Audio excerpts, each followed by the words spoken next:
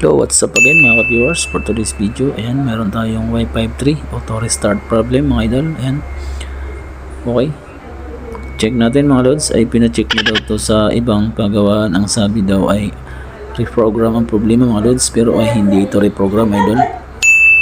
Ang problema nito mga lods ay sa, ayan, first step tayo sa battery fuse. Ayan mga lods, ayan, hindi tayo magpapalit ng battery fuse mga lods, ay jumper lang natin yan, yung pinaka battery fuse yan, para safe yung cellphone mga lods. Was natataas yung voltahe mga lods ay hindi masisira yung motherboard. Yan, bali fuse pa rin ang gagawin natin mga lods. Yan, balik natin sa dati yung supply ng battery mga idol. Okay, try natin mga lods. Okay, ayan, okay, success mga lods. Wow.